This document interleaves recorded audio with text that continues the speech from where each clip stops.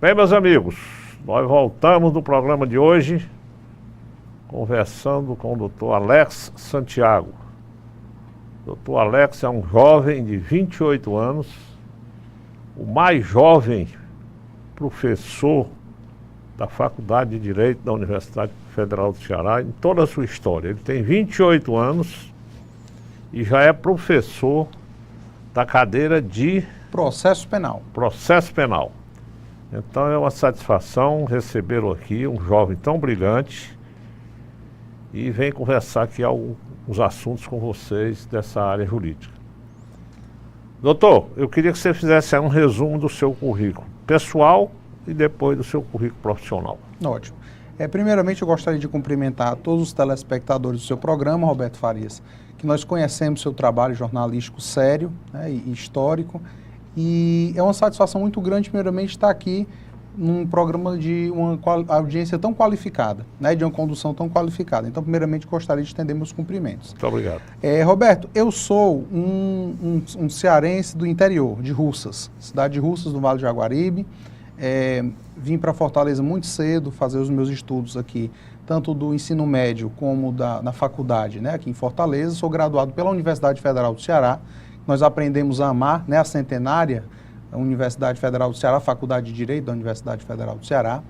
E lá me graduei, concluí os meus estudos em 2011 e logo então parti para o mestrado em Direito Constitucional. Finalizei meu mestrado em Direito Constitucional, logo em seguida houve um concurso para doutoramento em Direito Constitucional, também ingressei logo em seguida no doutoramento em Direito Constitucional da Universidade de Fortaleza, na Unifor, e logo após meu encerramento de doutorado me veio o concurso que, assim, eu diria que foi uma grande honra para mim poder retornar à Universidade Federal do Ceará e de alguma maneira poder devolver um pouco daquilo que ela me deu de graça, né, que é o conhecimento jurídico. Então eu fui contemplado com essa possibilidade de haver um concurso para a carreira efetiva de professor na Faculdade de Direito, da Centenária, e reingressei agora no começo desse ano na Faculdade de Direito, onde leciono a disciplina de Processo Penal, né? Logo em seguida, agora após o meu doutoramento, já iniciei um estudo para projeto de pós-doutorado que trata sobre delação premiada, que é um tema que é bastante atual. Nós vemos a Operação Lava Jato, né? É bastante atual e que importa muito aos brasileiros, porque eu costumo brincar em sala de aula. Todo mundo disse que no Brasil todo mundo é um técnico de futebol. Isso. Mas hoje também, nesse momento de Lava Jato, todo mundo é um técnico de futebol e um juiz de direito, porque todo mundo tem uma opinião sobre a situação da Operação Lava Jato. Eu vou, inclusive, lhe fazer a pergunta agora específica sobre a delação premiada, que é realmente um assunto interessante, né? Que todo mundo tem interesse de saber, e é um assunto que está bem em moda no momento. Eu queria só saber, você se formou com quantos anos? Eu me formei com 21 anos. Eu saí da graduação com 21 anos, ingressei com 16 e fui até os 21 na Universidade Federal. Que beleza, rapaz. Que maravilha, doutor. Parabéns, viu, rapaz? Muito obrigado. Você tem um currículo muito brilhante, viu? Com 28 anos, já é professor da Faculdade de Direito da UFC. É uma honra muito grande. E você estava me falando aqui antes de começar que o programa que você já estagiava, já trabalhava no escritório do doutor Paulo Quezada. Exatamente. Tive um grande... É isso? Eu tive uma outra honra, além de estar de volta à Universidade Federal do Ceará, que na minha opinião foi aprender os meus primeiros passos sobre o direito com o maior criminalista, o maior advogado que nós temos aqui na nossa terra, dentre tantos outros grandes advogados que existem. O Dr. Paulo Quezada tem uma atuação muito destacada, não apenas no direito penal, mas também na defesa da classe dos advogados. Então, me honra muito poder ter convivido com o Dr. Paulo durante todos esses anos, em que ele me acolheu na época em que eu ainda era estudante de graduação e sempre me deu muita força e sempre me deu muito incentivo, Roberto, para que eu fosse ao meu mestrado, ao meu doutorado e evoluísse nos meus estudos pessoais. Isso é um chefe que, na verdade, atua como um pai, né? Como é que foi essa sua aproximação com ele? Você já conhecia antes? Na verdade, o meu avô, eu sou de Russas, o meu avô, HC Fernandes, foi prefeito de Russas, foi deputado estadual. Conheço o HC. Isso. O meu avô, ele era vizinho de gabinete do Dr. Paulo quando ele era deputado estadual. Né? Então, já havia uma amizade prévia entre o Dr. Paulo e o meu avô. E eu lembro, Roberto, que quando eu fiz o concurso na seleção, para ingressar no escritório do Dr. Paulo, Eu, por uma questão pessoal e até mesmo de ética durante o certame, eu não mencionei nada sobre amizades que o meu avô teria com ele. E aí, quando a gente chegou ao final da última etapa, em que foi a entrevista pessoal com o Dr. Paulo, e ele disse que a vaga era minha no escritório. Não, meu filho, a vaga vai ser sua, você começa aqui segunda-feira. Aí eu disse, olha, eu gostaria de lhe dizer, doutor, que eu sou neto de uma pessoa que tem muita estima pelo senhor, que é o Agaci Fernandes de Russas. E aí ele fez a Morfesta, pegou o telefone, ligou para o meu avô, né? Então, assim, o doutor Paulo, ele é uma pessoa que, para mim, além de um advogado fantástico, ele é uma pessoa de um coração também que é inédito, assim, nós não vemos, dificilmente nós vemos pessoas tão desapegadas e pessoas tão solidárias como ele. Então, a ele eu devo toda a minha educação jurídica, e digo isso sem nenhum tipo de vaidade. Muito bem. Eu não sei se você sabe de um detalhe. Eu tenho uma empresa que há 32 anos nós promovemos eventos aqui no Ceará. E já fizemos eventos na área de pessoa física e na área de pessoa jurídica. Nós fizemos uma promoção onde nós elegemos aqui os melhores advogados do Ceará. Sim. De cada especialidade nós escolhemos um. E o Paulo Crisado foi homenageado na área dele. Foi escolhido na área dele. E fizemos também promoções, inclusive estamos fazendo agora recentemente outra edição, que nós vamos fazer agora em setembro, onde nós estamos escolhendo agora pessoas jurídicas, escritórios jurídicos. Isso. E eu já havia feito uma vez em 2002, e o escritório do Paulo Crisado também ganhou na época. Isso. E ele agora está concorrendo novamente. De modo que o Paulo, eu digo sempre, eu gosto muito do Paulo, achei ele muito competente.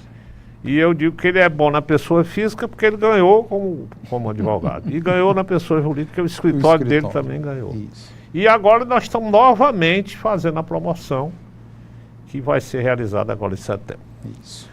Mas, doutor, vamos então conversar agora um pouco sobre esses assuntos da área. Delação premiada. Você falou em um assunto que realmente hoje interessa a todo mundo. Hoje todo mundo quer saber direito o que é, como funciona. Então eu queria que você falasse um pouco sobre isso.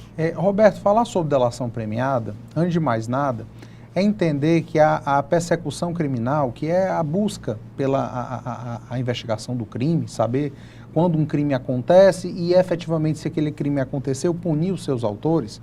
A delação premiada, ela é um instituto que, apesar de ser antigo no direito brasileiro, já que nós temos alguns aspectos de delação premiada desde o Código Penal de 1940, temos também leis esparsas que tratam de delação premiada, ela foi efetivamente regulamentada a partir de uma lei agora de 2013, a Lei 12.850 de 2013. E ela eleva a persecução criminal a um outro nível. Porque você há de concordar comigo, Roberto, que a investigação de um crime simples, ela não precisa oferecer um prêmio para um dos investigados. Você concorda comigo, né? Quando eu tenho um furto simples, quando eu tenho um assalto à mão armada, crimes de lesividade individual, você não precisa de tanta investigação para poder chegar ao culpado. Só que as organizações criminosas, que são redes complexas de atuação de agentes em favor da larga escala do crime, elas precisam sim de instrumentos que possam ajudar, auxiliar o Ministério Público, a polícia, a investigar mais a fundo essas questões.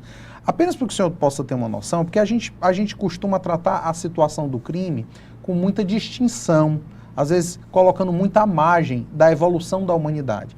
Mas se nós pararmos para pensar a evolução do crime junto com a evolução humana normal, nós temos, por exemplo, que o surgimento das organizações criminosas, elas datam do período da Revolução Industrial. O que foi a Revolução Industrial na humanidade? Foi o momento que o homem percebeu que se ele se organizasse em linha de produção, ele poderia produzir mais, em mais quantidade e abastecer maiores mercados. A mesma coisa é o crime. Naquele mesmo momento, os criminosos entenderam que se organizando, eles poderiam produzir mais crime e produzir mais lucro para o mal, para o crime. A partir desse momento, nós temos uma situação da criação das primeiras organizações criminosas, que remetem, por exemplo, na Itália, a Cosa Nostra, né, aquela máfia italiana siciliana que nós conhecemos tão bem, a Camorra, da cidade de Nápoles, né, a Russkaya Organizacija, que é a organização criminosa russa, e tantas outras organizações criminosas que se formam. No Brasil, nós tínhamos até então a organização criminosa mais voltada ao narcotráfico, né? Os cartéis do narcotráfico no Brasil. Mas nós temos que, por outro lado, agora, nesse ensejo da Operação Lava Jato, percebeu-se que nós tínhamos também o crime organizado infiltrado na política, por que não? E aí é nesse momento em que eu tenho uma teia complexa de atividade voltada para o crime, é que é necessário o instrumento da delação. Primeiro, o que é a delação premiada? A delação ela é conhecida na história desde Judas. Judas delatou Jesus Cristo. Isso. Joaquim Silvério dos Reis delatou Tiradentes. Então nós temos essa figura do delator que é antiga na história. Mas agora, atualmente, a partir da Lei 12.850, tem-se, na verdade, a proposta de uma colaboração premiada. Porque a primeira coisa que é preciso que o telespectador entenda. Hoje, o que nós temos no Brasil é um instituto mais amplo do que a delação, é a colaboração. Porque a pessoa que pratica o crime, que depois vem a ser procurada pelos persecutores penais, ela pode tanto denunciar outra pessoa, que é a figura da delação, ela pode tanto ajudar os investigadores a localizarem os frutos que foram produzidos por aquela atividade criminosa, ou então eles ainda podem, através da delação premiada, revelar a estrutura da organização criminosa. Tudo isso é considerado colaboração premiada. A delação que apontar alguém que cometeu o crime é apenas uma das tantas modalidades de colaboração premiada que existem. E a partir dessa colaboração, a Lei 12.850 prevê algumas benesses a esse colaborador.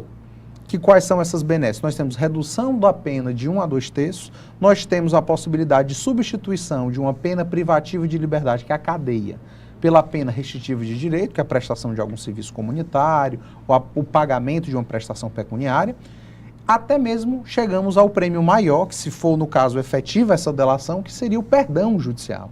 E causou-se muita polêmica, porque no caso do Joesley Batista, da JBS, sequer houve o ajuizamento da ação contra eles, porque a delação se deu ainda na fase pré-processual e ficou pactuado, então, que eles sequer seriam denunciados. Existe essa possibilidade na Lei 12.850.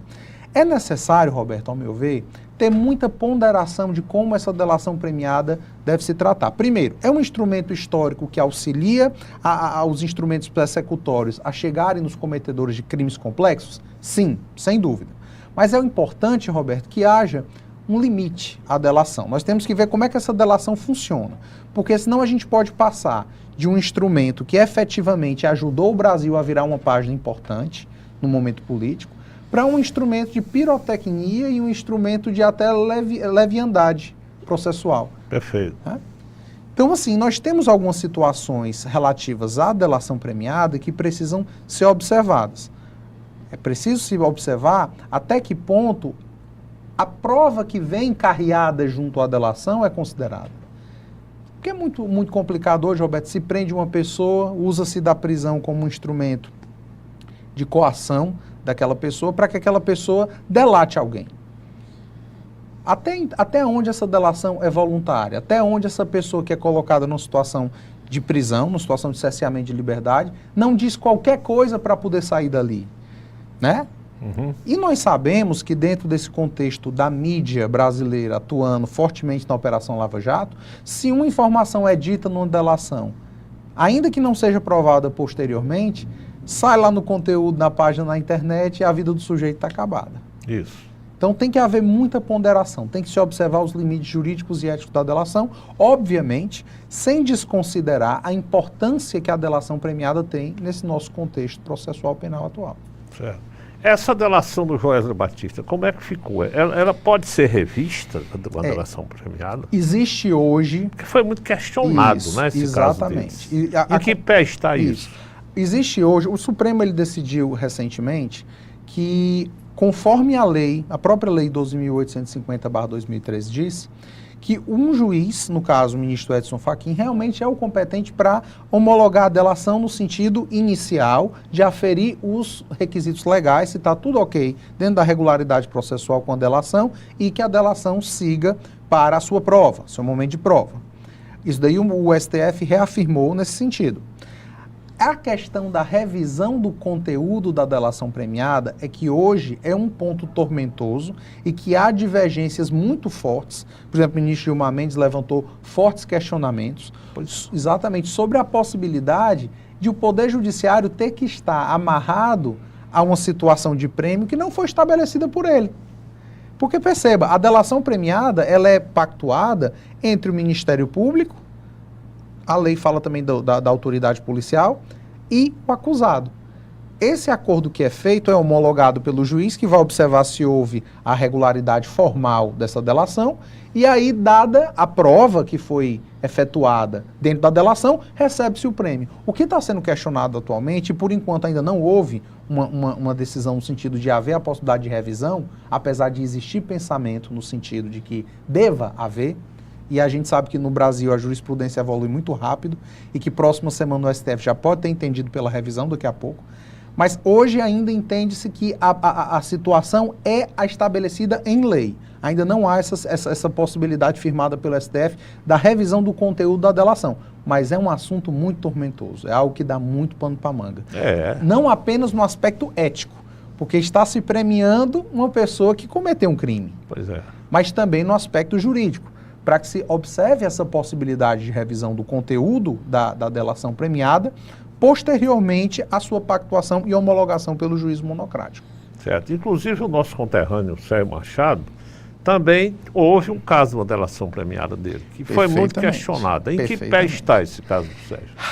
O caso do Sérgio atualmente está se rediscutindo, houve um movimento, porque assim, a situação do Sérgio havia sido aparentemente finalizada. Ele havia feito a delação premiada, recebeu os prêmios da delação premiada, da situação, salvo engano, da prisão domiciliar, mas em relação agora a esses últimos fatos que estão sendo noticiados pela imprensa, existe essa situação, né, de que essa delação possa ser revista de alguma maneira, dado que a Polícia Federal entendeu, por exemplo, que as provas coletadas pelo Sérgio Machado são inconclusivas. Certo. Então, existe aí esse zum, como dizemos aqui no popular, né, de que pode haver essa revisão da condição do Sérgio Machado. Mas, atualmente, o que se tem é a situação processualmente posta anteriormente, ou seja, ele prestou a delação e recebeu o prêmio. Se vai haver essa revisão ou não, são cenas para os próximos capítulos desse nosso noticiário judicial. E esse prêmio dele, ele só tem uma prisão domiciliar mesmo? Ele não teve nada de prisão em regime fechado, não? Não. O Sérgio, salvo engano, obviamente eu falo aqui com muita cautela, porque assim, um advogado, principalmente um advogado criminalista, ele sempre procura ser até os autos para poder prestar informações. Lógico. Mas pelo que eu ouvi falar na imprensa, salvo engano, né, ele estava numa situação de prisão domiciliar. Né? Então, com medidas cautelares, né, mas ele estava numa situação de prisão domiciliar. E interessante que essas delações premiadas, elas são feitas com o ministro, né? E esse ministro é quem determina a... Vamos lá. Então, até para explicar, e é interessante a gente explicar esse processamento, Roberto. Quem participa da pactuação desse acordo é o Ministério Público, né? A lei também fala que a autoridade policial pode fazê-la, mas fica um pouco sem sentido a autoridade policial fazê-la sozinha, porque quem prepara a ação, quem é o titular da ação penal é o Ministério Público. Então, é de bom ouvido que o Ministério Público sempre esteja presente nesse acordo de delação. Entre eles e o próprio delator, né? Então, o juiz, ele fica ao primeiro momento fora desse acordo. O juiz, nesse primeiro instante, ele não participa dessa pactuação. Quem faz a correspondência entre a informação que vai ser dada e o prêmio que se vai dar pela informação dada, nesse primeiro momento, é um acordo entre o Ministério Público e o acusado. Posteriormente, quando esse acordo está pronto, lança-se, envia-se ao juízo de direito para que ele homologue. O que é homologar? É aferir se naquele acordo estão observadas todas as necessidades, todos os requisitos que a lei exige que estejam presentes. Estão todos previstos na Lei 12.850/2013. Então perceba que, e é o que está sendo discutido inclusive pelo Gilmar Mendes, principalmente que está encabeçando essa ideia, é de que o Poder Judiciário ele está fora da produção desse acordo, entretanto ele está atrelado, ele está vinculado a aplicação do prêmio caso haja a apresentação da prova, ou então da denúncia, ou então do fato que o delator prometeu provar. Essa é a grande questão. Como é que o Poder Judiciário ele está atrelado a uma situação na qual ele não participou da produção? Existem ideias, né? Quem é contra a participação do juiz de direito nesse momento diz o seguinte: não, o juiz tem que ficar afastado mesmo. Porque o juiz, ele vai ser o julgador da causa. Certo. Se ele estiver próximo desse momento de produção de delação, ele pode minar a sua imparcialidade, perdão. Certo.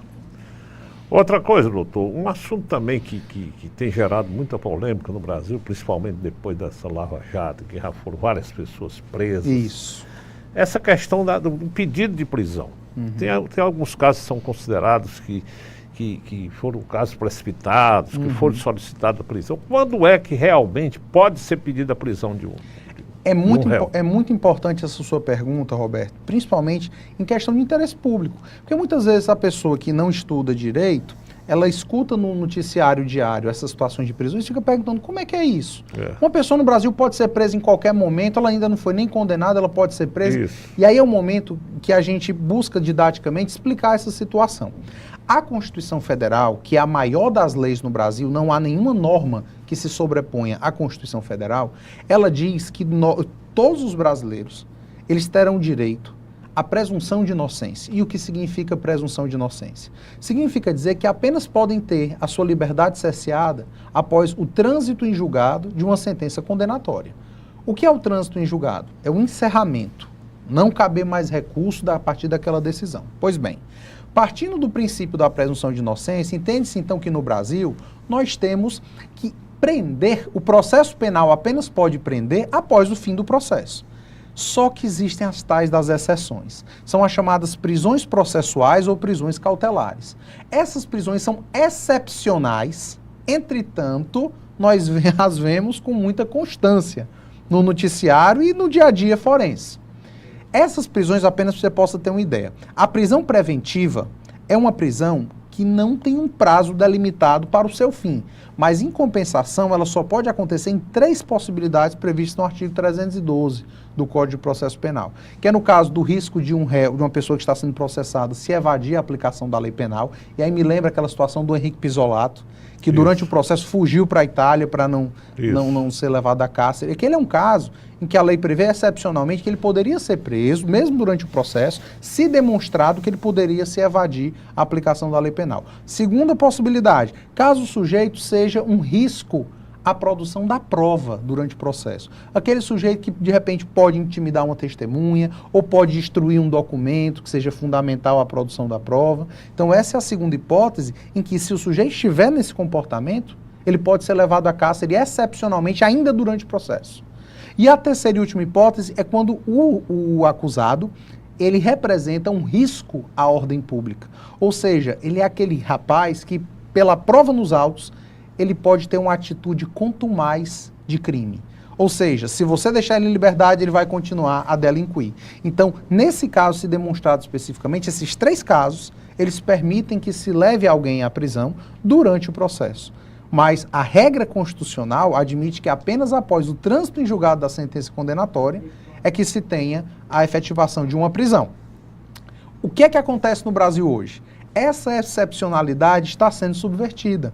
Nós temos a banalização de prisões processuais e nos leva, essa situação nos leva, desemboca numa crise do sistema penitenciário que já é superlotado. E aí você ainda, como é que eu posso dizer, enxerta muita gente que ainda é acusado, ainda não é condenado, porque não houve o trânsito em julgado de sua sentença. Até o STF, agora, recente, abriu um parêntese aqui, STF, inclusive, agora ainda piorando ainda essa situação da excepcionalidade das prisões processuais, já considera a possibilidade de execução da prisão a partir da condenação da segunda instância. Isso agora é recente, 2016. Né? Tudo isso é um quadro que agrava, Roberto, e que nos leva a uma situação em que nós observamos o nosso sistema penitenciário absolutamente superlotado, dividido em facções, em que o Estado não consegue controlar o seu interior. O Estado, hoje, consegue controlar o sistema penitenciário apenas das suas paredes para fora.